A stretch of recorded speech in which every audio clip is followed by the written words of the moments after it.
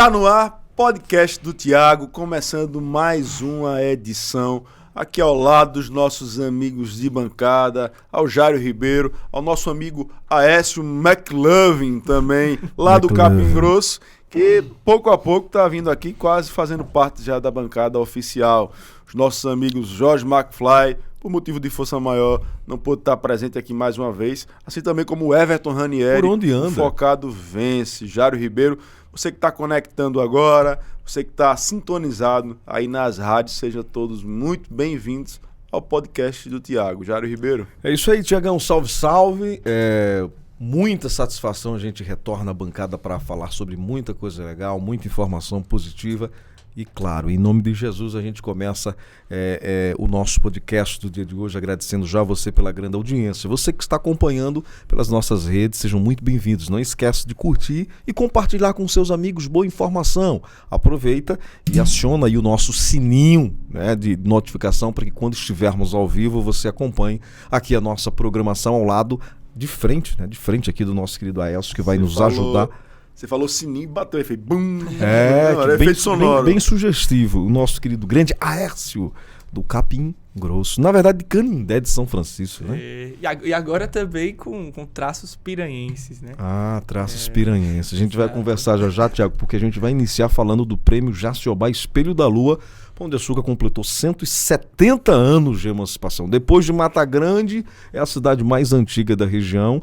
E a gente vai iniciar falando sobre o prêmio Jaciobá, Tiago, porque você recebeu esse bonito, né, essa bonita plaquinha em homenagem ao município de Piranhas. Na verdade, Tiago, como gestor, recebe esse prêmio porque... Como é esse prêmio Jaciobá? O prêmio Jaciobá é um prêmio dado às personalidades que se destacaram em Pão de Açúcar durante o ano de 2024, e esse que é os 170 anos, algumas figuras foram homenageadas, entre elas Piranhas. Por quê? Porque Piranhas, para quem não conhece a história, ela fazia parte do município de Pão de Açúcar e ela foi desmembrada, conseguiu sua emancipação, e a junta técnica do evento entendeu que Piranhas, dos municípios desmembrados, das cidades desmembradas, é o grande destaque, superando inclusive até a própria Pão de Açúcar, né, pela sua pouca idade, pela idade. Pão de Açúcar tem um pouco mais de idade.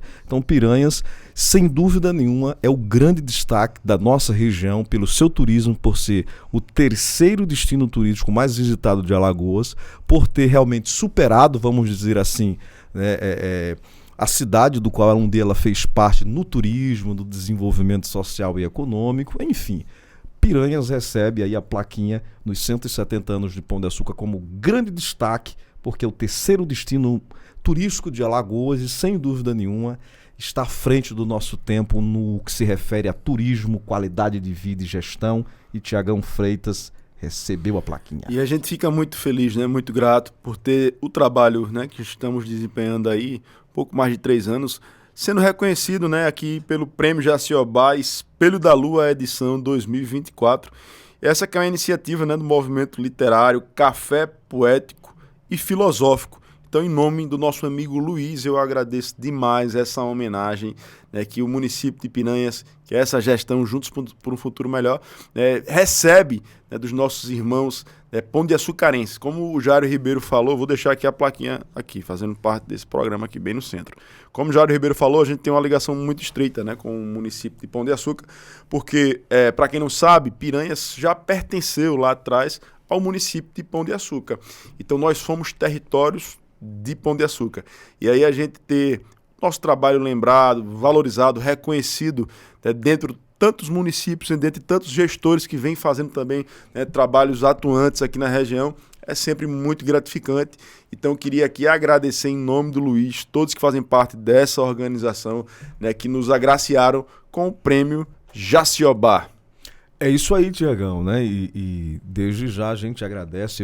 Eu tive a oportunidade de estar presente para receber também uma outra premiação e tive muita alegria e satisfação em poder receber por Piranhas e por Pão de Açúcar, que está aqui, né, entregando ao prefeito Tiago um abraço pessoal do Café filosófico, que é um movimento bem bacana. O pessoal faz parte da Academia Pão de Açucarense de Letra, então é um movimento de intelectuais que a gente tira o chapéu, porque a gente volta para Piranhas para falar, Tiagão, da Carreta do Amor. Eu adoro esses nomes que o pessoal cria nesses programas de governo. Carreta do Amor. Verdade, Jário. Mais uma vez, nessa parceria aí que vem resultando em bons frutos, né? Bons frutos porque a gente está trabalhando de forma preventiva. Claro. Quando a gente trabalha de forma preventiva, a gente consegue, em determinadas maneiras, detectar de forma precoce algum problema que está na iminência, né, de acontecer, e se não tiver ali um acompanhamento médico, pode tornar um câncer, enfim, ou algo, né, mais sério. Deixa eu te fazer uma pergunta difícil daquelas que você gosta de responder sobre gestão, já que a gente está falando na Carreta do Amor. Por muito tempo a gente observou gestores tendo uma linha de pensamento, Tiago, de que precisava, inclusive muitos assim, fazendo questão de divulgar que essa era a linha de pensamento de gestão de saúde, que era a questão de eu tenho tantas ambulâncias, eu tenho tantos transporte para levar os pacientes para Maceió, para Arapiraca. Qual a importância do gestor, Tiago, entender que saúde em alta performance é prevenção? Se você for pegar o problema já quando ele já está deflagrado, é sempre muito mais difícil. Inclusive, o gestor, se ele fizer conta, sai muito mais caro, né, para a municipalidade, né, ao erário público, você fazer todo um tratamento de algo que já, né, está, como a gente falou aqui, detectado, deflagrado, como no caso, essa questão de um câncer de mama, do que você fazer uma ação preventiva. Então, você fazendo de forma preventiva, você consegue agir muito mais rapidamente, salvar vidas, porque a gente não pode falar só de custo monetário, a gente tem que falar o custo maior que existe aqui é a vida, né? Qual é o custo de uma vida? Não tem custo, não tem valor monetário uma vida. Então, quando você faz de forma preventiva, você já faz uma programação, uma organização financeira, faz ações como essa que a gente sempre faz no mês de março, que é o mês do Dia da Mulher.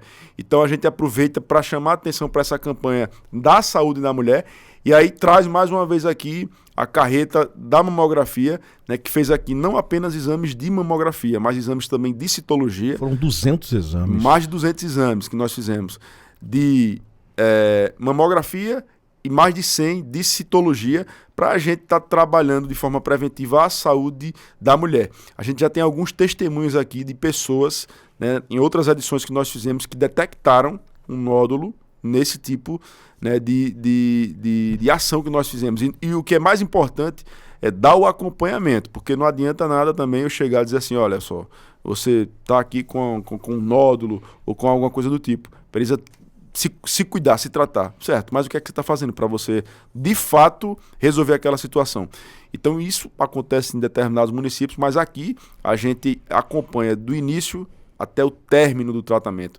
Então temos já resultados positivos, graças a Deus, de pessoas que submeteram a diversos procedimentos e a gente sempre dando o acompanhamento e que, graças a Deus, hoje está com a sua saúde plena, né? Então essa ação é muito importante, Jário, que vem nesse mês da mulher, né? A mulher, né, com toda a sua garra, com toda a sua determinação, e por conta disso também, na semana passada nós iniciamos, né, percorrendo aqui juntamente com a minha esposa, né, a primeira-dama Leilane Freitas, alguns equipamentos públicos, né? Nós tivemos lá em posto de saúde. Eu comecei o meu dia bem cedo, na última semana, na quinta-feira, estive lá na CEINFRA, né, reuni rapidamente lá com as nossas servidoras lá da CEINFRA, onde eu fui levar um mimo, rapaz, uma coisa simples, mas é aquilo que eu digo a você, essa gestão, ela é uma gestão que tem grandes entregas, né, que tem diversas obras, né, significativas, mas que tem ações pequenas, que eu acho que o conjunto de ações pequenas terminam sendo maiores do que essas grandes entregas. Eu ia falar sobre que é o quê? isso. Que é você tratar as pessoas, né, com empatia, é você dar atenção, é você valorizar as pessoas. E a gente busca sempre fazer uma gestão muito próxima, né, do nosso colaborador, do nosso servidor, e a gente valorizar as pessoas que estão com a gente gente mostrar gratidão. Então, nada mais justo do que a gente, num momento como esse, mesmo que de forma singela, uma coisa muito simples, uma homenagem, é muito simples, mas a gente diz assim, através dessas ações pequenas, a gente te reconhece e a gente te valoriza. Então, logo cedo, nós fomos lá na CEINFRA e a gente levou, Jário, um cartãozinho assim com um pá de brinco, certo? Um pazinho de brinco, um chocolatezinho, presenteando as nossas servidoras. Então, comecei logo cedo na CEINFRA, percorremos posto de saúde, percorremos escolas, enfim, secretarias. E aí o pessoal ficou a turma que está mais distante, disse, rapaz, eu vi que o prefeito postou que foi na escola tal, mas não veio na minha. Tenha calma, que é o mês da mulher. É um mês. Então, esse mês a gente vai dar continuidade. É que a nossa agenda está muito corrida e eu não tive tempo ainda de dar continuidade para que todas, mas a gente comprou aqui para todas vocês. Então, você que é servidora do nosso município, que não recebeu ainda, fique tranquila que a gente vai estar passando no seu ambiente de trabalho, levando a sua lembrancinha. E uma coisa que é muito importante a gente ressaltar, eu, quando fiz essa ação e fui lá e agradeci pessoalmente e levei em mãos, faço questão de fazer isso, a gente lembrou que desde o nosso primeiro ano de gestão, nós já pautamos um projeto de lei e nós reconhecemos o feriado, né, do Dia Internacional da Mulher. Então, aqui no nosso município é ponto facultativo. Então, essa é uma iniciativa super válida, muito importante. Que é uma homenagem, inclusive. É através disso que a gente, de fato, sai do campo do discurso para a prática. A gente mostrando verdadeiramente que a gente valoriza e que a gente reconhece toda a garra, toda a determinação, todo o empenho das nossas mulheres, que merecidamente tem, nesse mês de março, o mês da mulher. Então, essa foi a ação, Jairo Ribeiro, além da ação da saúde, essa ação que nós também fizemos, que foi uma besteirinha, uma lembrancinha, mas que eu sei que é marcante, porque muitas delas, rapaz, a gente nunca viu um negócio desse. Claro. Ninguém nunca chegou para reconhecer a gente, para dar uma palavra de gratidão, trazer aqui um mimozinho para a gente. Ou seja, cuidando do físico, né? Tivemos também mutirão de ultrassons, mais de 200 exames, e cuidando também do emocional, que é a questão da autoestima. E a gente sabe, né, Tiago, a importância. Você é um cara que tem uma autoestima muito grande, você leva essa autoestima para os seus funcionários, e a importância de você ser positivo, né? Porque o funcionário, o vereador, o secretário, ele é a extensão, né? Digo melhor, o secretário e os funcionários é a extensão do braço do prefeito. Então, a importância do funcionário ter uma autoestima e se sentir valorizado não tem preço, né, Tiago? Verdade, é muito importante e eu acho que a gente precisa reconhecer mais. Às vezes a gente no dia a dia, na correria, termina deixando de agradecer e demonstrar essa gratidão. Então a gente demonstra muitas vezes através de gestos. Então são gestos como esse que a gente sempre faz questão, né, de não deixar passar em branco e através disso, né, a gente de fato agradecer. Mas você falou aí de 200 exames de imagem, não foram exames de imagem, foram exames de mamografia. Porque os exames de imagem é o mutirão das ultrassons, já é outra ação. Então, a gestão Juntos para o Futuro Melhor, meu amigo, é tanta ação, são tantos trabalhos que você se confundem. Então nós realizamos, na semana passada, mais de 200 exames de mamografia, mais de 100 exames de citologia, e essa semana nós iniciamos mais de 200 exames de ultrassom, certo? Ultrassom. Que faz parte de uma ação que é o Zero Fila na Saúde, mutirão de ultrassons, ou seja, a gente vai ao longo dos próximos 3 meses, porque a gente tem uma demanda reprimida grande. Essa demanda reprimida, Tiago, vem de onde? Desde o dia 1º de janeiro de 2021, quando eu assumi, a gente já tinha aproximadamente 1.500 exames para ser marcados de ultrassom. Todos os meses esse número só aumentava. Então nós detectamos que a gente conseguia realizar uma quantidade X, mas a fila continuava sempre muito grande. E aí o que foi que nós fizemos? Eu falei com o secretário Bruno na época, eu digo, Bruno, a gente tem que fazer uma medida para a gente sanar essa fila, porque tem gente que está passando aqui 3 meses, 4 meses para ser atendido e não consegue um atendimento, porque a necessidade é extrema, é muito grande e é muita procura. Então nós fizemos o primeiro mutirão, zero a fila. Então nós fizemos um mutirão dentro de 3 meses, e dentro de 3 meses nós realizamos mais de 1.000 exames de ultrassom. De forma que a gente conseguiu zerar a fila de exame de ultrassom. Por que ultrassom, Tiago? Porque é aquele que tem maior demanda. Então, mais uma vez, nós estamos fazendo mais um mutirão, porque já acumulou mais uma quantidade grande de exames para zerar a fila. Então, iniciamos essa semana e quando a gente fala de 200 exames que estão sendo realizados somente essa semana, esses 200 exames, ele contempla as comunidades dos 4 cantos do nosso município, inclusive da zona rural também. Então o pessoal que está em Piranhas, que está na Lagoa Nova, que está em Piau, Entre Montes, nos assentamentos, nos sítios, todos eles estão contemplados dentro desse programa que ao longo dos próximos 3 meses vai fazer ao longo dessas semanas uma pancada de exames para a gente, dentro de 3 meses, mais uma vez, zerar a fila de exames de ultrassom no nosso município, Jair. Ô, Thiago, uma pergunta, curiosidade assim, bem pessoal mesmo. Esses mecanismos de trabalho e os nomes que são dados a eles, quem é que você cria? Como é que você... Porque eu acho, não sei se você percebe, Aécio, Zera Fila, tem um nome super legais os programas, o Baile de Debutantes, o Aniversariante do... tudo bem bacana. Teve um podcast aqui que a gente tava falando sobre o departamento de trocadilhos da propaganda do BIS, né? Piranhas nós não temos oficialmente, mas tem uma galera que arruma cada nome massa. Nesse departamento a turma trabalha direitinho, e aí a gente, enfim, tem determinados nomes, né? Como então, Zera Fila... Esse Zera Fila, ele é uma coisa... Qual a finalidade disso aqui? Zera Fila. Zera Fila. Mas é muito massa o nome, Zera Fila. Dá até uma sensação de conforto para quem vai fazer o exame. Aí tem um Zera Fila. Ontem o Thiago estava num podcast e perguntaram para ele qual foi a maior obra, não foi? Qual foi sua maior obra? E aí Thiago pensou, porque Thiago tem um trabalho aqui no município bastante notável no sentido de infraestrutura. E ele respondeu assim, que a maior obra dele é o conjunto das pequenas coisas. Essas pequenas coisas, segundo o Thiago respondeu, são justamente o aniversariante do dia, essa forma com que ele tratou o Dia da Mulher no município. Você levar uma criança que nunca teve acesso a uma piscina, tomar banho de piscina, Isso. a ir para o cinema, conhecer o cinema. Então são um conjunto dessas pequenas coisas, né? Uma ação como essa, poxa, é uma besteira, você devia trazer um par de brinco e um chocolate para um servidor. Mas ele nunca teve aquela atenção, ele nunca teve aquele reconhecimento. Então, para mim, é você trazer de volta a autoestima, né, da população. Então eu acho que esse é o maior legado que a gente vem construindo aí ao longo desse tempo.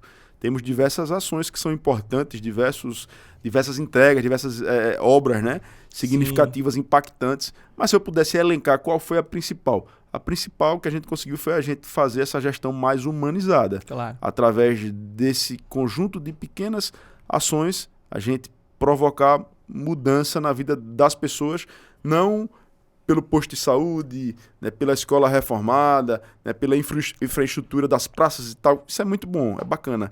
Mas por essa atenção, você fazer uma gestão mais humana, mais próxima, tá entendendo? E você levantar a autoestima da população. Então esse eu acho que é o maior legado. Para mim, se eu tivesse que dizer, seria esse conjunto das pequenas, Sim. o conjunto dos pequenos. Sim. E é uma receita política antiguíssima, né? A gente percebe a história dos impérios, dos reinos. Os caras que são lembrados ainda nas histórias dos seus países ou dos seus movimentos foram os camaradas que tiveram essa sensibilidade, né, Thiago? De entender que ele estar na posição, liderando, né, esse povo, liderando aquela cidade ou aquele estado, mas exatamente ele representa os anseios daquele povo. Eles não estão acima daquele povo. Você vê, como você falou aí, um baile de debutantes. Quantas famílias teriam condição de fazer um baile, né, com roupa, com valsa, com buffet, enfim, uma coisa linda, né, toda organizada para suas crianças, né? Uma ação que a gente teve recentemente, onde a gente conseguiu dar o suporte para esses profissionais, né, que estão no dia a dia aí, que são os mototaxistas, e a gente conseguir, né, dar a camisa, dar um capacete. Poxa, então são essas ações pequenas, claro. Não são as maiores não, são as pequenas, claro. Que quando você junta, se tornam as maiores. Exatamente. Bacana demais. Podcast do Thiago, sempre um bate-papo leve e atual. O pessoal que está aí no nosso YouTube, deixa seu comentário, deixa, né, as suas sugestões aqui de convidados. Tem muita gente boa ainda durante todo esse ano. A gente vai falar sobre... Esse ano vai ser um ano de falar muito sobre política, sobre articulações. E já que a gente tocou aqui no assunto político, vamos falar do Congresso, porque diversos assuntos são votados diariamente, o Aécio. E a gente sabe que tem assuntos que poderá, sendo aprovados, com certeza ele atinge diretamente a sociedade, positiva ou de forma mais negativa. Então é importante que a gente discuta para que o nosso amigo ouvinte do rádio e quem está vendo também a gente agora pelo podcast, vai entendendo, vai criando, nós somos formadores de opinião, vai criando seu conceito no tocante a determinadas situações. E uma das questões que eu acredito que o Congresso precisará discutir e vem fazendo isso, Tiago, a questão da PEC das drogas, que está avançando, que avançou inclusive no Senado. Passou pela CCJ no Senado, né? E existe aí, né, um grande imbróglio, porque o que acontece? Essa mesma matéria, ela está pautada no STF. E aí o que a Casa Legislativa, isso na realidade foi um movimento já dos legisladores, né? No sentido de, olha, isso não é competência de vocês, isso é competência de quem legisla, né? Esse tipo de matéria, de você dizer se é crime, se não é crime, quem tem que definir é o legislativo, não é o judiciário. E isso, inclusive, é um fenômeno que a gente vem se repetindo cada vez mais, a interferência do judiciário no legislativo. Então, essa matéria, ela está pautada, inclusive, houve já alguns votos, né, inclusive do André Mendonça, acho que quais foram os ministros? O Toffoli, enfim, e aí um deles pediu vistas, né? Então pediu vistas, e aí já avançou agora o Senado. O Senado, existia um entendimento de que eles iriam esperar a definição do STF com relação a essa matéria, para poder andar com a lei, mas aí agora já muda novamente, coloca para andar, então isso já demonstra, bagunça, né? Já demonstra como se fosse assim, o legislativo dizendo assim, não, vamos nos impor e não vamos esperar o judiciário dizer o que é que tem que ser, o que tem que não ser, porque isso não é matéria para o judiciário. Aécio, você como advogado, vou fazer uma pergunta meio venenosa, não sei se você vai avaliar dessa forma, mas sim, você acha que a justiça, o STF principalmente, pode estar se excedendo na função de STF? Olha, veja... Excedendo no sentido de... Não, essa pauta é do Congresso. Vamos aguardar ser crime ou alguma coisa nesse sentido.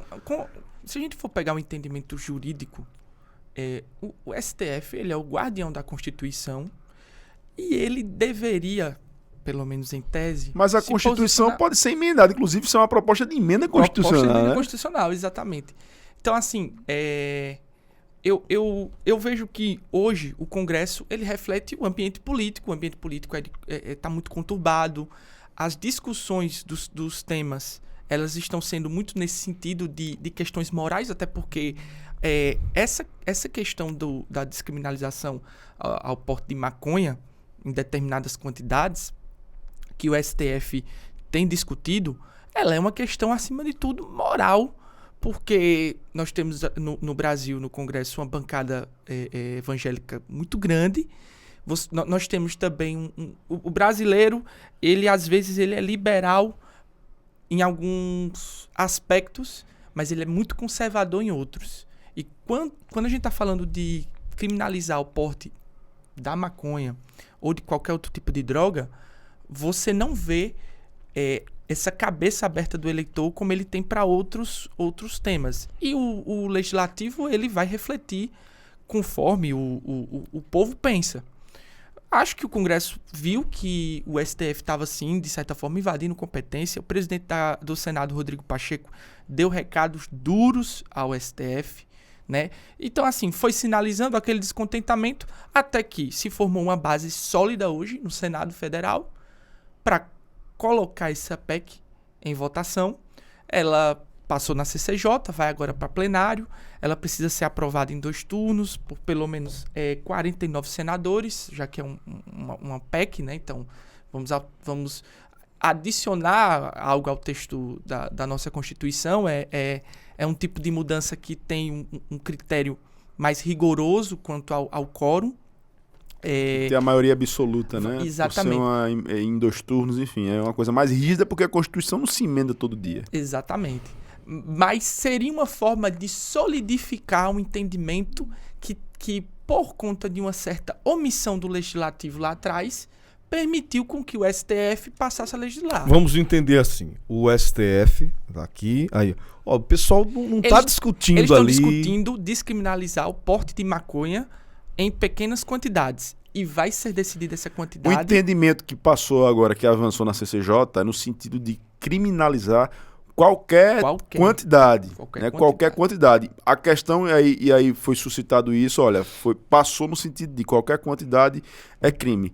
Mas aí você tem que tipificar o que é consumo e o que é tráfico. Isso. E a o lei texto ela vai- ainda não fala isso do jeito que ela está hoje. Ela não menciona Tiago, isso. mas nós não. Desde sempre, sujeitos, muitas vezes indivíduos que é pego pela polícia, Aécio, com pequenas quantidades que a pessoa alega ser de consumo, a própria polícia, isso já é algo que já vem, inclusive, sendo feito. A própria polícia não libera, que é consumo pessoal. A gente já viu muita situação assim. Inclusive o ministro André, ele colocou assim, olha só, vocês estão querendo dizer que 50 gramas, 100 gramas, 30 gramas, não lembro, sei lá. 10 gramas. Até tantas gramas aí é consumo, mas se você pegar essa quantidade e enrolar em cigarros de maconha, né, vão dar mais de 30 cigarros de maconha. 10 Quem anda gramas, com 30 10 no gramas, segundo o André Mendonça, acredito, 10 gramas, Thiago, segundo ele, até o pessoal brincou, né? Conhecimento de causa, né? Essa questão. O pessoal brincou na internet. Segundo ele, Thiago, 10 gramas, é possível se fazer com 10 gramas de maconha 36 cigarros. Então é uma quantidade considerável para não ser considerado tráfico. Tá certo que tem gente que consegue, né? Fumar, né? E a grande crítica é, você vai permitir os pequenos tráficos, porque você tem uma quantidade razoável que pode ser que seja liberada, mas aí você vai descriminalizar o porte dessa quantidade. E sugerir Então- um novo vendedor.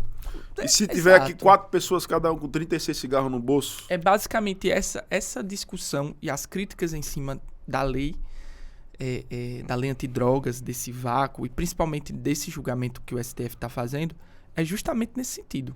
É claro que a gente tenta colocar um pouco da nossa opinião, considerando o conhecimento jurídico, mas também um pouco de conhecimento empírico. Não seria interessante para o sistema de saúde, não seria interessante até mesmo para questões morais, o país permitir uma mudança dessa na legislação, sendo que vai se alterar o entendimento da legislação, não alterando a legislação em si, porque quem pode alterar a legislação são os legisladores. Já que a gente está numa discussão, desde a época de escola, a gente, inclusive, fazia trabalhos sobre essas questões todas, e aqueles que fazem apologia à legalização das drogas, eles usam sempre os números da Holanda, Tiago. Agora eu gostaria da opinião pessoal dos senhores. Na sua opinião, Tiago, você é a favor ou contra da legalização das drogas?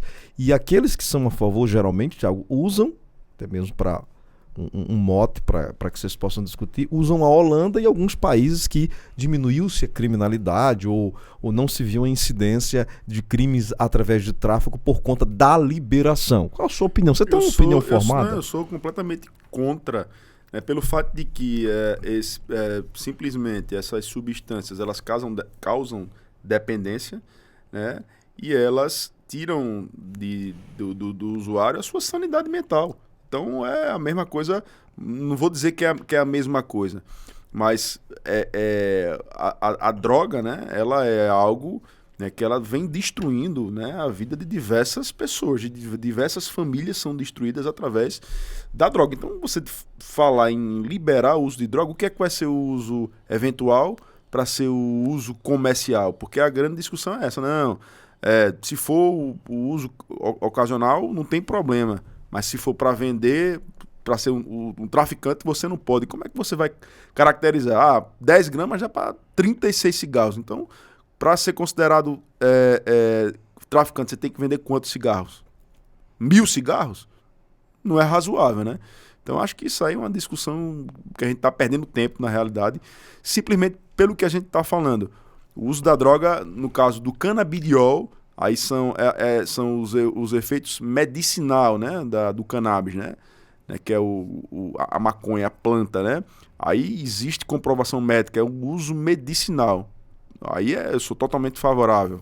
Mas para você utilizar aquilo ali como um entorpecente, utilizar aquilo ali como algo, né, para você fazer o uso daquilo ali, algo que tira a sua capacidade cognitiva, algo que causa dependência, eu acho que a gente não está preparado para isso ainda. E você, na qualidade de gestor, Thiago, tem uma certa preocupação porque poderá trazer, isso sendo aprovado, poderá trazer impactos para a saúde e segurança pública. A gente não pode simplificar apenas isso é uma questão de, não, a gente legaliza e aí a gente começa a arrecadar e aí a gente vai haver um comércio e isso aí vai impactar financeiramente, poxa, a gente tá falando de vidas, né? A gente tá falando Segurança de pública e pessoas, saúde. de famílias. Tem um ponto negativo, segurança pública e saúde. Você pode arrecadar de um lado, mas já pode perder de outro. Imagine, eu gostaria até de sua opinião, os impactos de uma possível legalização na segurança pública e na saúde. A corrente que diga que é o contrário, né? Que diz que não, pelo contrário, que ocasiona a violência, por exemplo, os morros, né? A gente veja o caso do Rio de Janeiro. A comercialização da droga é o que ocasiona, né, essa violência grande, é justamente por ser algo ilegal. E aí, a partir do momento que você legaliza, você teria ali um comércio legalizado. Então, aí veja que isso não vai fechar. Porque quando você fala em legalizar, se você for resumir essa discussão toda a questão monetária, e o cara que burla o sistema, ele vai querer pagar imposto? Então você iria permanecer existindo os mesmos traficantes, Claro. praticando de forma ilícita da mesma forma. Então Nós isso é um tivemos problema que essa conta não vai fechar nunca. Nós tivemos um referendo em 2005 da questão da comercialização de armas, né? E eu acho que a questão do referendo ela é muito interessante, porque por mais que o legislador ele seja o representante da população, eu acho que quando uma matéria importante como essa, ela vai diretamente para a escolha da população, de dizer se ela acha sim ou não sobre determinado assunto, aí nós temos uma democracia representativa no que ela de fato é, né? E por que eu digo isso? Porque o referendo, por exemplo, de 2005, ele foi lá e deixou claro que a população brasileira, para a questão das armas, ela é um pouco aberta. Para as drogas, nós somos o quê? Porque se nós estamos numa democracia, eu acho que é interessante passar isso por um referendo, e que seria uma possibilidade, do que você entregar isso na mão de 11, com data vênia, máximo respeito, vou até respeitar a liturgia por ser advogado, com data vênia, máximo respeito aos ministros, você decidir determinadas questões, né, colocar as decisões de determinadas questões em 11, ali para 11 pessoas, complicado, porque é um tema muito importante. Mas sem ferir a democracia. Exato. Você acredita que hoje o Brasil ele tem cultura e base de educação suficiente para tentar fazer o julgamento de uma situação como essa? Olhe, o Churchill que dizia, né, que a democracia ele falava que a democracia, eu vou até procurar a frase, ele dizia que na verdade a democracia ela é a melhor das opções válidas que nós temos de sistemas de governo. Então, por mais que eu compreenda que nós tenhamos esses problemas educacionais, socioculturais, ainda eu acho mais interessante deixar na mão da população, seja através dos seus representantes, né, que o poder ele emana do povo, mas são os nossos representantes lá do legislativo que exercem esse poder.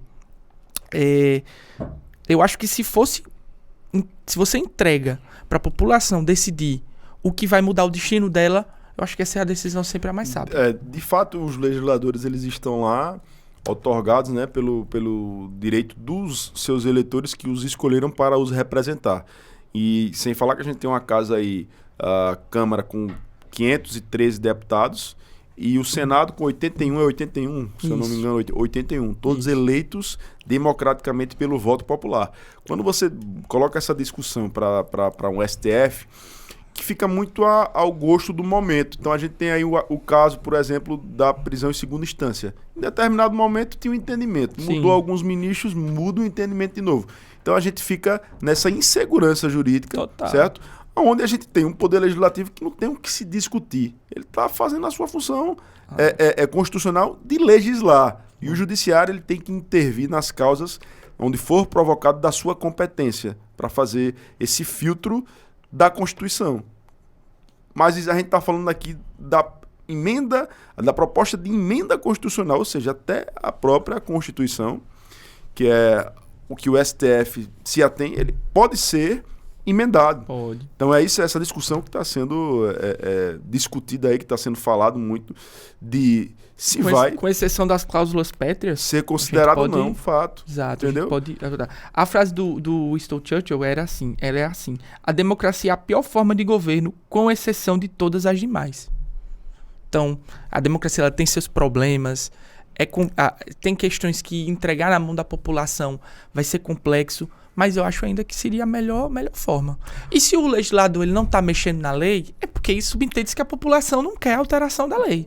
E aí vem lá o STF e diz, opa, eu quero mudar esse entendimento, eu quero possibilitar que isso aqui seja entendido de outra forma. O legislador tem lá seus defeitos, mas eu não concordo com essa postura do Supremo. Eu acredito que uma visão extremamente coerente foi a que Tiago deixou registrada aqui, que é a questão de uma liberação para uso medicinal. Exemplo, nós tivemos sempre em épocas aparecem as grandes drogas. Tivemos a época do ópio, 1800, 1700, 1900, nesse Tem muitos países que estão discutindo eutanásia até hoje. A questão do ópio, né? Os opioides como... Hoje nós sabemos que paracetamol... Não como droga, mas... Paracetamol, a morfina, são tudo oriundas do ópio. Então, foram muito bem utilizadas pela medicina. Então, eu acredito que a ideia hoje... eu acho que mais racional, mais inteligente a se fazer é um uso para a questão medicinal. Acho que a coisa mais lógica, mais lúcida nesse momento a se fazer é discutir, vamos ver aqui essa possibilidade para uso medicinal, porque nós sabemos que já existem casos de que é importante para crianças, para pessoas que têm alguns problemas de ordem psicológica. Diversas síndromes, né, que já demonstram já a eficácia o tratamento, né, com o canabidiol, pessoas que dores têm na coluna, né? E crises de epilepsia, né, severas, casos de pessoas que têm síndrome de Torot, enfim, diversas outras inclusive a discussão da cocaína, o próprio Freud, no início do seu método de estudo do seu método, utilizava a cocaína, utilizava a cocaína nos seus métodos psicanalíticos e diversos outros médicos naquela época de Viena. Quer dizer, a natureza disponibiliza dos seus recursos químicos, sendo usada com equilíbrio dentro do processo da medicina. Eu acho que é interessante se discutir. Agora, o ser humano em si, seja ele brasileiro ou não, ele tem uma tendência a se perder quando o assunto é drogas, Thiago. Eu acho que a gente passa muito por uma questão de cultura, né? Uma questão muito forte. O Aécio falou da questão aí do porte de armas, né? Então, meu sentimento pode ser que nos Estados Unidos seja diferente, pode ser que em outro país, né, de primeiro mundo, onde tem uma cultura, onde tem uma educação, né, que está bem avançada à frente daqui, funcione. Aqui eu não acredito que seja algo de boa, tranquilo. Eu acho que a gente ir no supermercado de qualquer pessoa não, né? Existe, obviamente, ali algumas limitações, mas ter a permissão de andar armada, meu amigo, muita gente não tem essa condição. Eu concordo com você da questão do porte civil. Agora, eu já sou mais... Eu acredito que a posse do cidadão, seja ele urbano ou rural, eu acredito que seria interessante para o cidadão. Sei a sua opinião. Eu acho que a gente não está preparado ainda, não. Porque assim, a gente tem a questão dos CACs aqui, né? Eu conheço todo CAC que eu conheço, ele usa no dia a dia. Eu sou CAC. Você é CAC? Sou. Você usa no dia a dia também? Só posse, só em casa mesmo.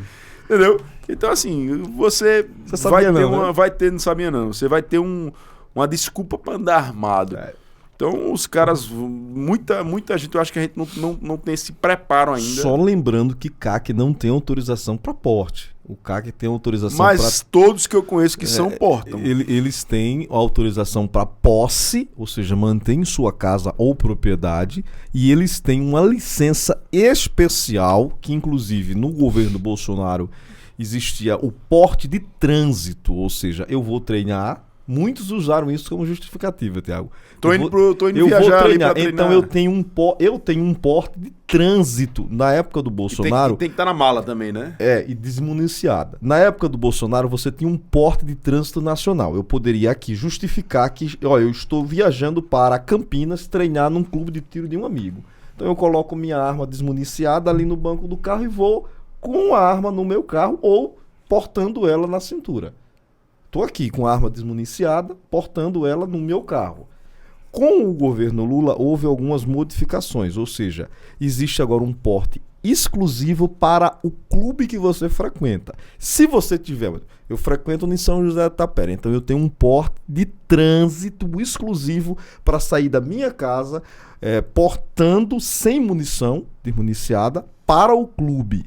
Em algumas situações se pede inclusive a antecedência do dia de treinamento. Se eu quiser vir a Delmiro Gouveia treinar em Delmiro, eu preciso solicitar ao Ministério da Defesa, ao Exército, um porte exclusivo para o clube de Delmiro. Então, dê uma apertada nessa questão dos CACs nesse sentido. O número de armas diminuiu, chegou a ser 60, 62, agora só são 4. Só são 3, na verdade. Né? Porque muitos usaram da má fé.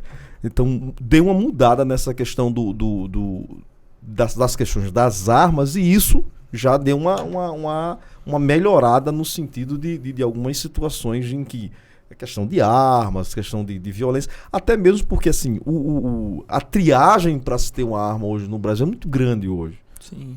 Para você poder ter uma arma, você passa por processos de triagem muito grande. Mas o que estava acontecendo era que muitos CACs estavam aproveitando o grande número de armas que tinha para fazer tráfico de armas. Isso existiu, claro, e a gente não nega. Mas enfim, saindo de armas, saindo de Vamos discussão... falar de outra arma? De STF, Falar de bomba atômica, Vamos falar de bomba atômica das redes. Não, vamos falar de Não, Oscar. é Vamos de falar de Oscar. Oscar, que tá Mas antes de mais falar de recente. Oscar, já que a gente falou de armas físicas, né, que usa pentes e balas de chumbo, sei lá. Vamos falar daquelas armas que são armas digitais das redes sociais. Vamos falar do caso Choquei. Bom, Que não é uma .40, mas dependendo da situação. Aquele caso, mata. esse caso da Choquei, a gente até falou aqui recentemente sobre a menina que cometeu suicídio por conta... Ela era uma menina que tinha tendência já à depressão, e a gente colocou aqui em xeque aquele perfil, né, Choquei, que inclusive eu não sei se já retornou ao ar, mas tinha ficado inclusive desabilitado e tal. E aí foi a cultura do cancelamento, né, onde diversos perfis aí notórios, né, que tem engajamento grande, vira sua mira, né, para determinada celebridade ou, enfim, pessoa que seja o alvo ali da vez, e o que isso pode ocasionar. Então a gente tem esse caso específico da moça, né, que foi envolvida aí na questão de uma affair com o Whindersson Nunes, e foi comprovado de que aqueles prints, né, que teriam sido manipulados. No primeiro momento todo mundo entendeu, né, que alguém mal intencionado tinha feito aquilo de alguma forma para denegrir, de alguma maneira, né, para tentar, né, fazer algum tipo de piada, né, com ela, como se ela que estivesse fazendo aquilo. E a menina, com pouco tempo, enfim, tirou a sua própria vida. E aí ficou aquela discussão, né? Teve reportagem do Fantástico, o cara lá, o dono do perfil, praticamente foi linchado, né? O perfil foi desativado. E aí, inclusive, isso virou um inquérito policial. E agora, pelo que me consta, saiu o relatório do inquérito policial, onde, pasmem, para a surpresa de todos nós, quem fez os próprios prints, onde ela teria sido vítima, foi a própria menina que cometeu o suicídio. Agora precisa de uma explicação. E aí agora já entra outra questão. A gente sai do linchamento virtual, que foi o que ela teria sido vítima, para até que ponto vale a pena você querer ter relevância, você chamar a atenção na internet. O que me parece foi isso aí que aconteceu. Mas na verdade fica difícil, fica nebuloso de saber qual a intenção dessa jovem. Eu acho o seguinte, eu acho que o que aconteceu com ela, o que foi? Ela fez o print, fez a montagem, deve ter passado para alguma amiga, no sentido de, vou fazer aqui uma brincadeira aqui com a minha amiga, e não imaginava a repercussão que o caso iria tomar. Então quem fez foi ela mesma, né? Acho que de alguma forma para querer... Muito bem pensado. Dizer que, não, ó, o Whindersson Nunes mandou mensagem para mim. As amigas espalharam, ela não imaginava a proporção que aquilo ali iria tomar, talvez até tomada pela vergonha, porque foi ela que forjou, né, aquele fato, e ela disse assim, vão descobrir que fui eu mesmo que forjei. Então ela ficou numa vergonha grande, e acho que talvez isso agravou o quadro dela de depressão, e por conta disso eu acho que ela tirou a sua própria vida. Você pensou agora como um policial civil, um investigador. Eu não fazia muito sentido, né? Eu digo, rapaz, espera aí, como é que a pessoa tira a sua própria vida de uma coisa, de uma armadilha que ela mesma fez para ela mesma, não fecha essa conta, não. ela deve ter feito isso para, obviamente, não imaginava que ia ter repercussão. Fez isso para alguma amiga, para alguém conhecido. Essa pessoa jogou isso talvez como piada ou como maldade mesmo, ou enfim, para que isso viralizasse mesmo. Viralizou, ela não imaginava, e aí ela entrou nesse furacão aí que foi Deixe-me isso. colocar um assunto que não está na nossa pauta, mas eu acredito que se encaixa. Inclusive, eu já li algo nesse sentido no dia de hoje, Aécio e Tiago, que é a questão da regulação das redes. Você é a favor ou contra, Tiago, em anos eleitorais? Não, essa questão é muito complexa, muito polêmica também. O TSE... O que deve ser regulado? Eu sou a favor, sim, porque a internet não é terra sem lei, não pode ser terra sem lei, né? A internet ela é uma ferramenta fantástica para muita coisa boa, mas também para muita coisa ruim. Então a gente precisa... Né? Existe já o marco legal da internet, né? E a gente precisa cada vez mais, né, ter instrumentos, ferramentas para que a gente possa, de alguma forma, regular, mas ao mesmo tempo sem você tirar a liberdade de expressão das pessoas. A gente não pode podar, né? A gente não pode enquadrar as pessoas virtualmente, assim como presencialmente. Eu acho que a gente tem a nossa liberdade de expressão, mas a nossa liberdade de expressão ela também não pode ser absoluta, né? A gente tem que, o nosso direito vai até onde começa o do próximo. Então eu acho que isso é um tema muito complexo para a gente discutir em 5 minutos aqui de podcast. Com certeza. Rapidinho, porque ontem o TSE, ele inaugurou o Centro Integrado de Enfrentamento à Desinformação e Defesa da Democracia, que vai ser um local onde alguns servidores e pessoas com qualificação técnica para tal irão monitorar possíveis fake news, deepfakes que estejam rolando nas eleições. Então, eleição chegando aí, a festa da democracia, mas também a inteligência artificial ela é uma preocupação muito grande, seja do Tribunal Superior Eleitoral quanto de todos os envolvidos no processo eleitoral, porque, enfim, qualquer um de nós pode ser vítima. Exatamente. Essa preocupação é algo, assim, em tempos de WhatsApp, onde as coisas viralizam dentro de minutos, é muito preocupante, principalmente de você ter pessoas mal intencionadas, de às vésperas de uma eleição, de ter que criar um fato novo, de jogar algo que possa de alguma forma passar uma mensagem diferente, e aí você não ter tempo, meu amigo, simplesmente de se defender. Por conta de um grande mal-entendido, isso repercutir de alguma forma no resultado que às da vezes urna. Você está né? numa agenda, num local remoto, cria um boato seu aqui, o boato repercute, quando você chega em casa à noite, o estrago está feito. Quando você vai, né, tentar explicar, e me parece não. Tem estudos comprovando que os conteúdos com informações falsas, eles disseminam mais rápido, em maior intensidade, do que os... É porque são polêmicos, né? Normalmente são polêmicos, né? Exato. Então aquilo que é polêmico repercute, né? E aí, vira fofoca. Entrando no assunto da regulação das redes sociais, entra muito nessa questão também da preocupação que o TSE demonstrou fazendo esse centro integrado para poder monitorar possíveis fake news, justamente para não comprometer o processo eleitoral. Nós tivemos eleição nos Estados Unidos em 2016. Lá tem regulação das mídias, né? Já se discute, se discutiu alguma vez? Não há, mas, por exemplo, essa semana discutiram lá se iam banir o TikTok do país. Então, as redes sociais elas estão tomando uma proporção que, inevitavelmente, elas já estão entrando nas discussões, né, dos parlamentos, dos planos de governo, enfim... as legislações dos países estão se adequando a essa velocidade com que as redes sociais ela tá mudando a forma e perspectiva de mundo em alguns locais. E aí é bem interessante a gente tocar nesse assunto, porque é um movimento interessante do TSE, e para Tiago, que é pré-candidato, enfim, todos que participam do processo eleitoral, é importante ver a justiça eleitoral atenta, porque o estrago ele é grande se causado. Vamos ver na eleição da Argentina, deepfake lá utilizada, e demorou para poder neutralizar o estrago que aquilo ali causou. As resoluções novas do TSE, falando agora como advogado, elas tratam justamente sobre o uso da inteligência artificial. E isso tem que ficar muito explícito na propaganda que tiver qualquer uso de inteligência artificial.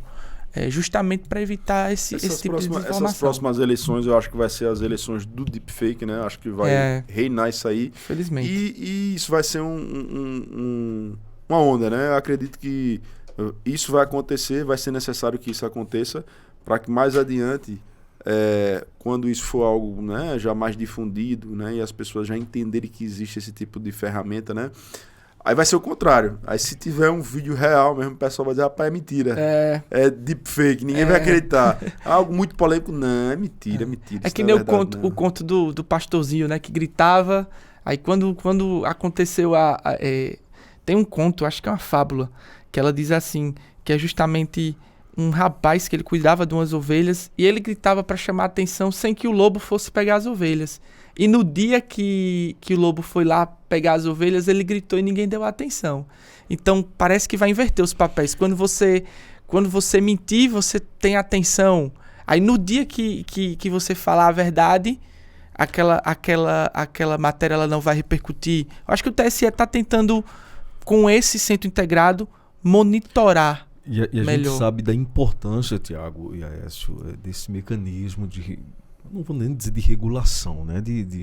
Eu acho de investigar melhor, principalmente quem pratica o crime, porque eu acho que só quem viveu uma experiência de ser vítima de uma fake news, de uma mentira, e principalmente quando essa mentira ela envolve a sua vida pessoal, sua conduta moral, eu acho que nenhum direito de resposta consegue sanar essa ferida, Tiago. É muito complicado. Inclusive, esse tipo de crime, né? Eu não sei no nosso Código Penal, né, a tipificação qual é, mas eu acredito que pelo estrago que isso aí ocasiona, tem que ser, inclusive, revisto. Tem que ser penalizado severamente. Se eu não me engano, é danos morais, uma coisa nesse sentido que você tem que apenas se retratar como pena, ou pagar alguma coisa. Vai depender da complexidade, né, do caso e da matéria ali, exatamente, da situação, do que envolver, né, do que envolver, porque, por exemplo, já temos as questões dos fake nudes, né?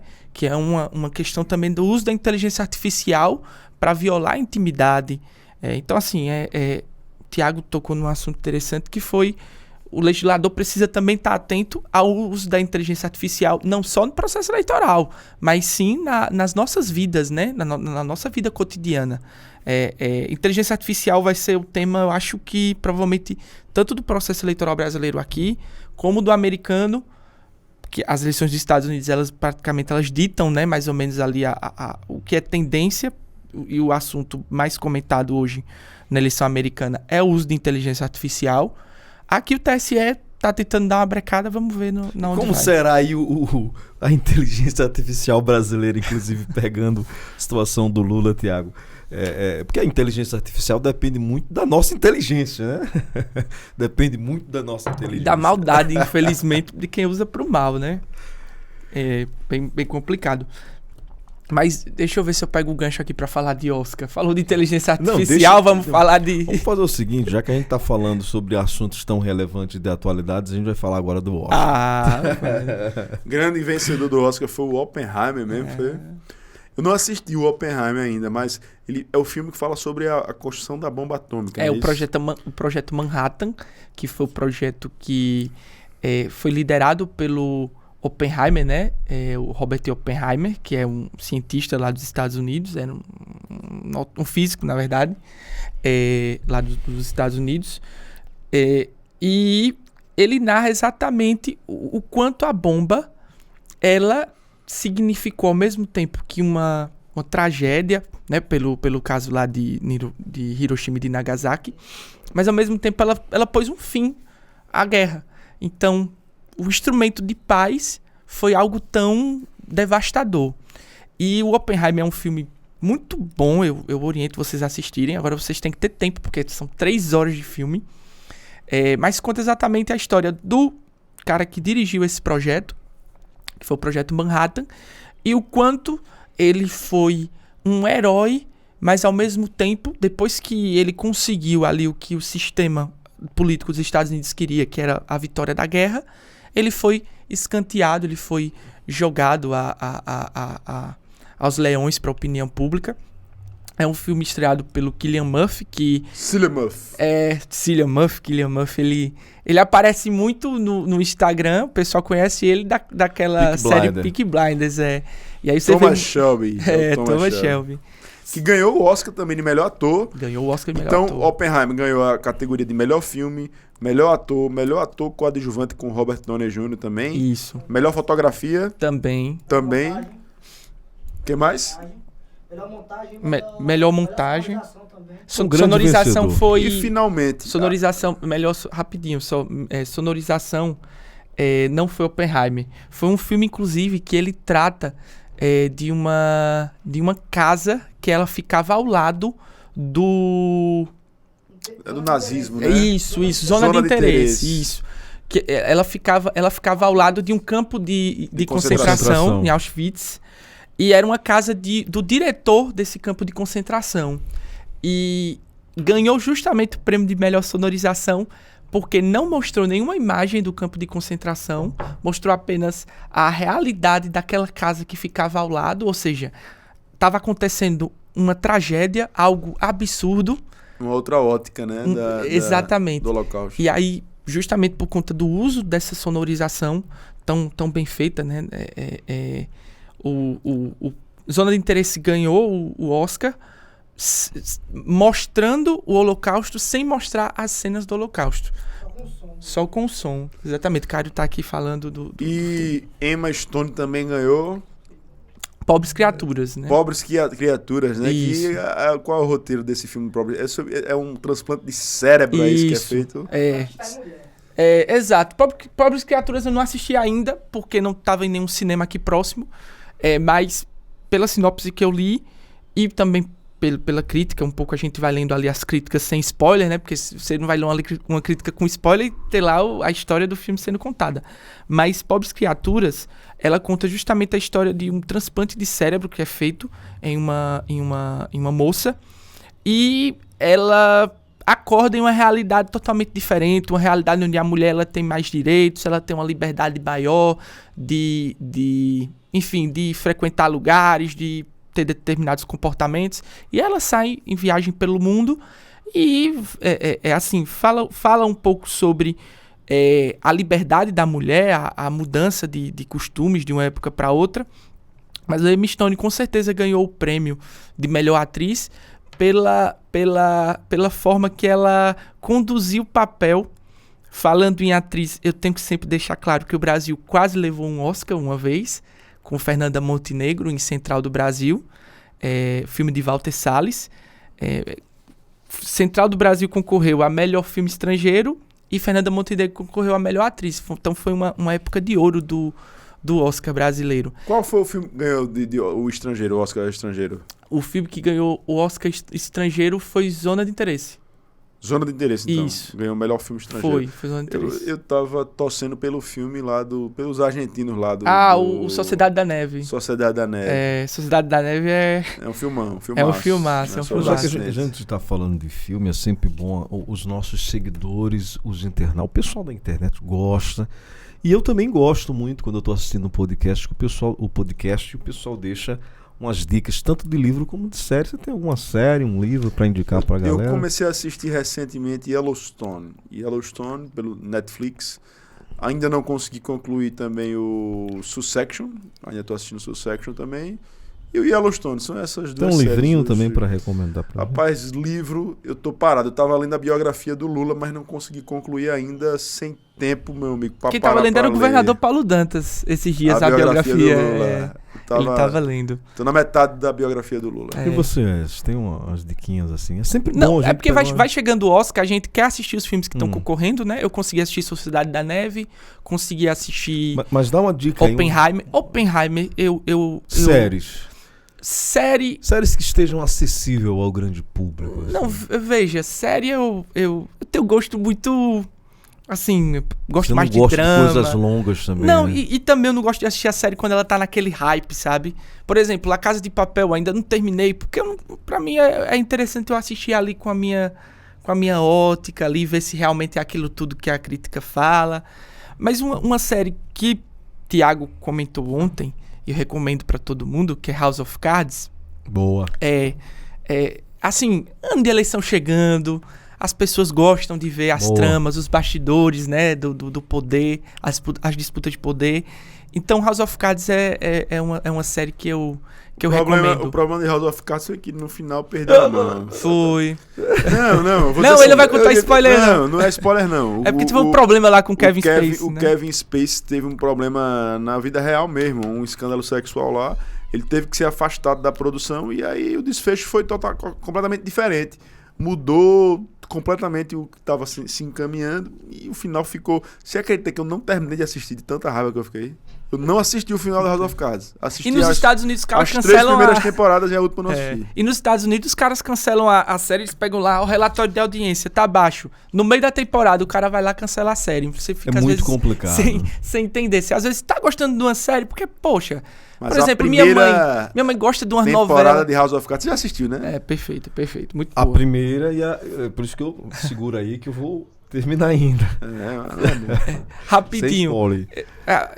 Você falou pra eu recomendar um filme, Central do Brasil. Central do Brasil. Porque foi um filme que disputou o Oscar e é um filme ambientado também no Nordeste. Muitas pessoas dizem que o melhor filme brasileiro é Alto o da Alto, Compadecida, né? que é ambientado no Nordeste. E pra crítica internacional, o melhor filme brasileiro foi Central do Brasil, porque foi provavelmente o filme que conseguiu chegar mais próximo do Oscar, porque disputou o melhor filme estrangeiro e ganhou o Globo de Ouro, né? Então, assim, um prêmio absurdo de grande pro cinema brasileiro. 2 filmes ambientados no Nordeste, Alto da Compadecida e Central do Brasil. Então, você vê como o Nordeste tem um filme também que é situado também no Nordeste e que a crítica internacional também endossou. Poxa, é um que o pessoal vem pra matar, o pessoal fecha o sinal de telefone e mata todo mundo. Bacurau, Bacurau. A crítica internacional foi bem... elogiou bastante Bacurau. Você assistiu já, Bacurau? E falando em Oscar, Anitta polemizou, como sempre, né? Engraçado isso, mas... Eu não vi, não. Ela polemizou. Bem transparente. Polemizou. Foi com Foi, vestido pronto, você transparente. disse- Foi com disse vestido tudo. transparente. E já que a gente também tá falando em produções nordestinas, a gente tem também o Novo Cangaço, né? Que é na Prime Video, cara. Prime Video, né? Novo Cangaço. Você vendo, você parece que você tá aqui, que foi de Capim Grosso. Que tá sendo filmado em Capim Grosso, aqui na região. Que é todo mundo falando com o nosso sotaque mesmo, a realidade bem parecida mesmo. Assim, A no disputa de interior. oligarquia, né? O Novo Cangaço. É bem interessante mesmo. Já que vocês falaram de série indicar, eu também vou deixar aqui algumas pro pessoal. Eu gosto muito dessa questão dos jogos do poder, né, dessa questão da conquista política, mas muito mais da idade antiga. Então fica uma série... Eu gosto muito de séries documentais, então eu assisti, Os recomendo. últimos czares. Eu recomendo O Grande Guerreiro Otomano. São 2 temporadas. A primeira é a queda de Constantinopla, exatamente Maomé II lutando contra o imperador Constantino. E a segunda temporada é com o Vlad e o Drácula. E é interessante que a galera vai entender um pouquinho da verdadeira história do Conde Drácula, né? Que é daquela região ali da Valáquia, na Romênia. E a segunda opção, que eu acho muito importante, principalmente pra gente que vive nesse ambiente político, é o Império Romano. Isso está na 3ª temporada e essa atual temporada fala sobre Cômodo, filho de Marco Aurélio. E pra gente que gosta um pouquinho de espiritualidade, eu acho muito importante a história de Deus com Morgan. Pensei que você ia falar de The Chosen. É muito bom The Chosen. Muito também. boa. The Chosen. Muito boa. História Eu de acredito. Jesus Cristo. Ministério de Jesus Cristo.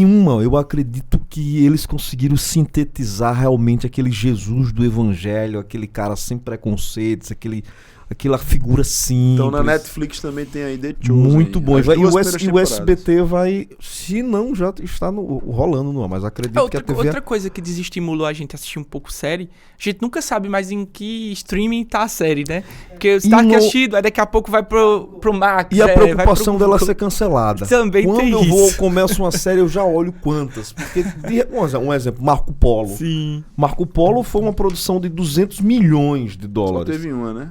Teve 2 temporadas. Então os caras terminaram, cancelaram e a gente não soube o desfecho da E a história. expectativa que tava muito grande da Barbie terminou não resultando em nada. Não ganhou nada. Não, Barbie, né? ele ganhou um Oscar, que foi com a música da Billie Eilish.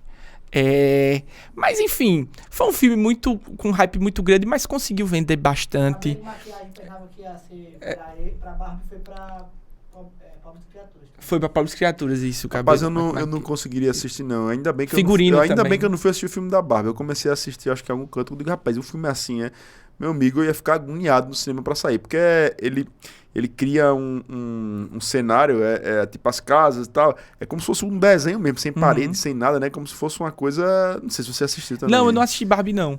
Esse foi um filme que eu não assisti. Mas, assim, Barbie pode não ter sido um grande vencedor no Oscar, mas na cerimônia em si, muitas menções a Barbie, inclusive uma performance musical lá do filme. Ryan Gosling, né? Isso. Que foi I'm Just Ken, né? Que ele cantou. Uma performance. Então, assim... Eu só acho que o Ryan Gosling, eu gosto muito dele como ator. Agora, acho que ele tá muito velho pra fazer o Ken. Tinha que botar um cara mais novo. Né? Tinha que botar um cara mais novo. Mas, enfim, saindo de Barbie, indo para o outro extremo. Entretenimento. Falando de pancada, meu irmão. Brutalidade. E essa luta do Jake Paul com o Mike Tyson, o que é que vocês acham? Depois desse fenômeno recente aí da luta do Popó com o Bambam. E aí tá no hype, né? O Jake Paul, esse cara que é um youtuber, ele já vem ganhando algumas lutas, né? Ele começou fazendo alguns desafios com outros youtubers, enfim. É um cara que treina já há muito tempo, bem tenso, no nível, né, próximo ali de profissional. E ele saiu desafiando alguns lutadores profissionais, inclusive ganhou do Anderson Silva no boxe, meu amigo. Então, por conta disso, ele ganhou um respeito muito grande. E agora... fez o desafio e o Mike Tyson com 57 anos, na casa dos 57, mas tá com gosto de gás, meu irmão. Do cara se chegar o pombo sem asa, meu irmão, eu acho que o galego deita, viu? E aí? Eu acho que o galego deita. Eu acho que é isso aí, né? Se acertar, já era. Agora, Mike Tyson tá com a idade muito mais avançada. É mais uma daquelas lutas que vai vender muito. Mas também ela pode acabar em 30 segundos. Vai ser televisionado pela Netflix, viu? Exatamente, vai ser. Caio tá lembrando aqui muito dinheiro que vai a rolar. Netflix vai transmitir. A Netflix que já também vai apostar em transmitir eventos esportivos ao vivo. Eu acho que a lógica é essa também. O Jake Paul vai tentar ali administrar a luta, estudar o Mike Tyson, mas o Mike Tyson tá atento que se der uma brechinha... Ali é o seguinte, eu acho que a estratégia do Jake Paul vai ser cansar ele, né? Sim, e aí, pelo vigor, né? Pela idade, preparo físico, no cansaço, ele tem uma certa vantagem. Mas se o pombo sem asa entrar, meu amigo, o galego deite. Então esse é o meu pensamento. Essa luta aí eu quero ver. Eu acho que vai ser em julho, tá marcado pra julho? 20 de julho. Qual foi a piada? Eu escutei assim, se não acertar o murro, vai pegar a orelha, não foi? Do Holyfield, né? Daquela mordida antológica que ele deu no Holyfield.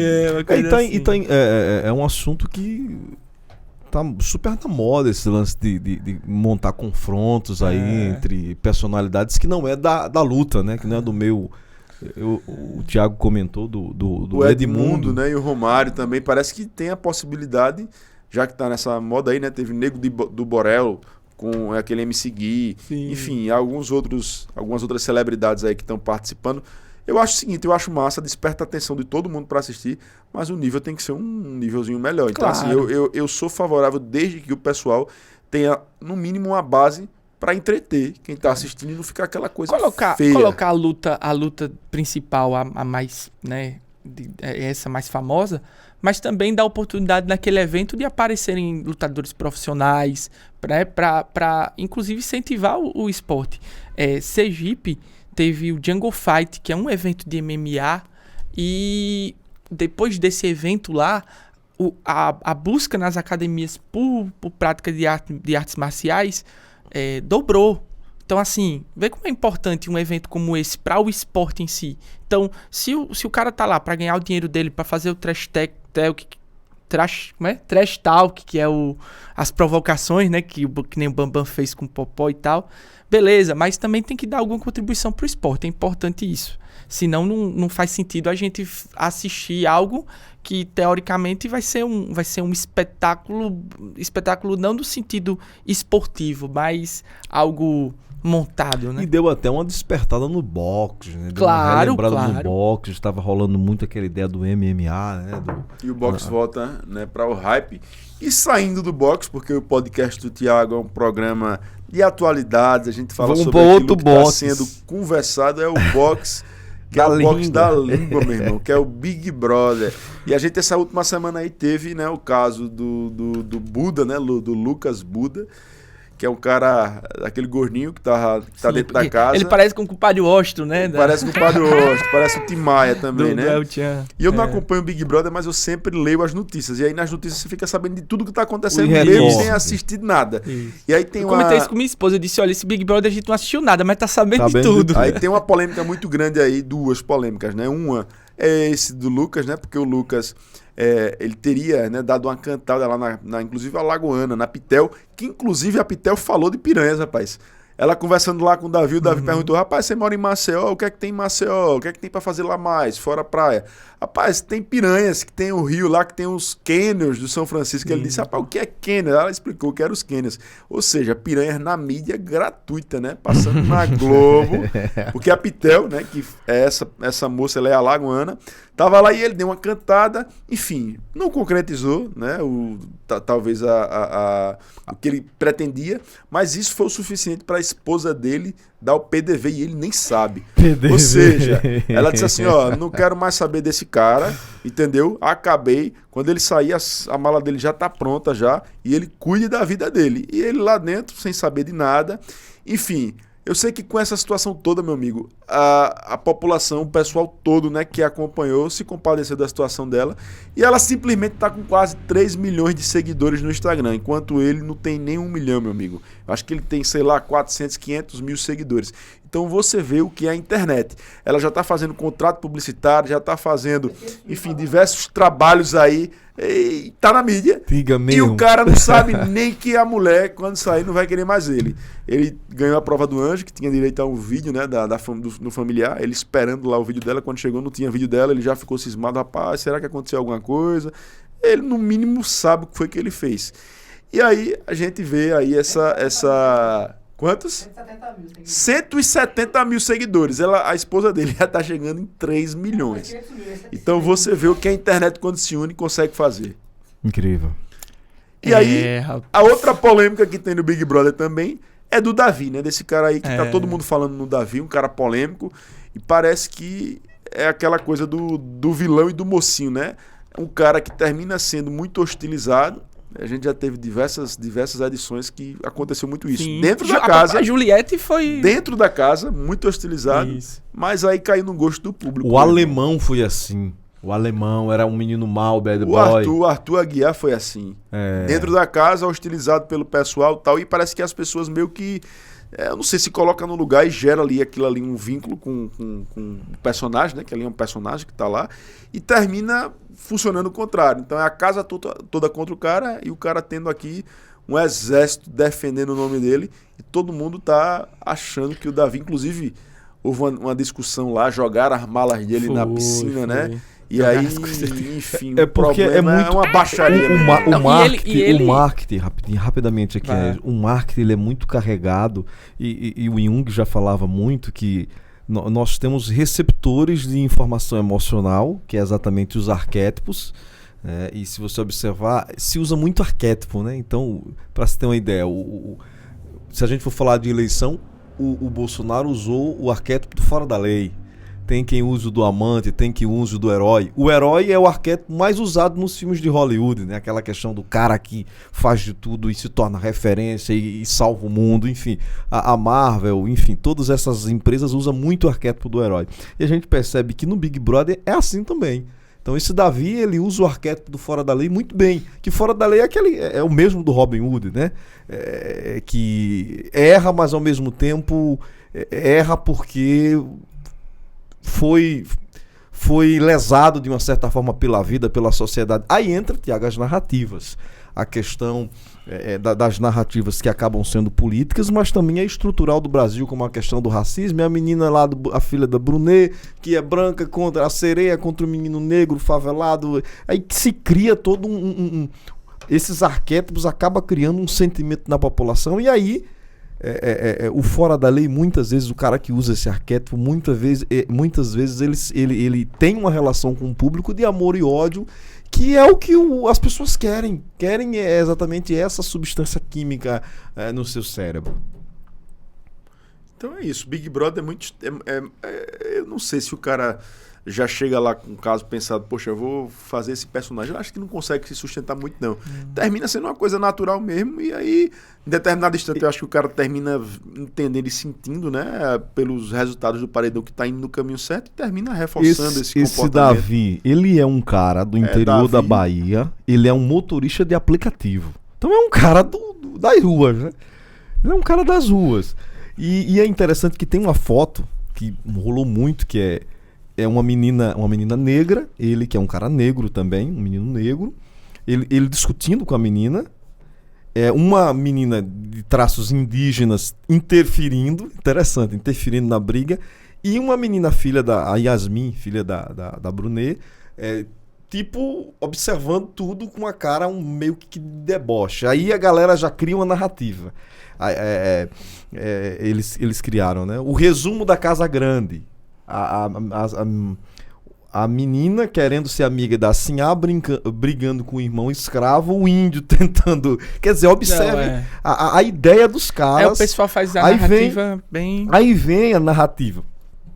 A menina começou bem, a Yasmin, exatamente porque ela sofreu de machismo. Aí uma galera que já defende quem sofreu o machismo. Aí o menino começa a crescer porque sofreu preconceito, por ser pobre, por isso, por aquilo. Então, quer dizer, eu percebo que o Big Brother, Thiago, funciona muito em cima das narrativas. Verdade, e ela, em determinado momento, teve a questão do Rodriguinho, não foi que falou do corpo dela, não sei o quê, e aí ela cresceu. Né? É um aí jogo... depois ela começou junto com a Vanessa... É um jogo de 90 minutos. Junto com a Vanessa, a desdenhar do Davi, e ele muito limitado intelectualmente, até mesmo no processo de informação, porque, para você ter uma ideia, ele não conhecia a Débora Seco, o Davi. Ele conhece o Natsu, conhece o Silvano Salles. Ele não conhecia a Juliette. Ele disse, tem uma Juliene que ganhou aqui o projeto. Não, Juliette, você não sabe o que é. Ele não tem Instagram, não. Ele só fez porque entrou no BBB. É uma coisa... Então, eu nem sabia de tudo isso aí. E por conta de tudo isso aí, eu acho que ele até merece, rapaz, ganhar. Não, ele é uma figura interessante. Eu acho que ele vai ganhar. Ele vai ganhar também. O grande sacada do Davi... Eu não assisto, viu, o Big Brother. Eu também acompanho pelos recortes aí dos perfis. Acho que a grande coisa dele é que quando ele erra, ele entende que ele errou. E ele errou muitas vezes pela incapacidade de ter pensado melhor. Ele é muito assim, ele sabe usar o vitimismo quando é preciso ser usado, mas ele é um grande favorito. Principalmente porque a Bahia inteira abraçou o cara. Pra você ter uma ideia, no dia do paredão em que ele participou, o Vitória e o Bahia, cara, fizeram lá nos seus perfis, né? Mutirão pra votar a favor do Davi. Esse é o Brasil. Então é isso, Jário Ribeiro. A gente conversa aqui de futebol, a filosofia, de Big Brother, a Constituição. E assim a gente segue ao Rosca. Enfim, tudo isso para levar para você um conteúdo aqui eclético, como a gente sempre diz. A gente fala assim, né, sobre política, mas a gente fala sobre coisas relevantes, outras amenidades assim nem tão relevantes. Só para concluir o BBB, ontem a menina, a Yasmin, ela foi eliminada, né? Foi eliminada, né? Com 80%. Um percentual considerável, né? Não estava agradando. Mas enfim, vamos ficando por aqui. Aécio McLove, muito obrigado pela sua participação. Você já é praticamente da bancada aqui do programa. Jário Ribeiro. É isso aí. Próxima semana a gente retorna aqui no nosso compromisso, nosso encontro semanal, nosso bate-papo. Semana que vem já tem convidado especial? João Paulo, estamos organizando, sim. Teremos, sim. Então teremos próxima semana convidado especial. Então fica ligado. E na semana que vem a gente retorna aqui para te levar informação, entretenimento. E a gente está aqui comunicando com cada um de vocês. A gente vai ficando por aqui. Até a próxima semana. Valeu. É isso aí. Obrigado, pessoal.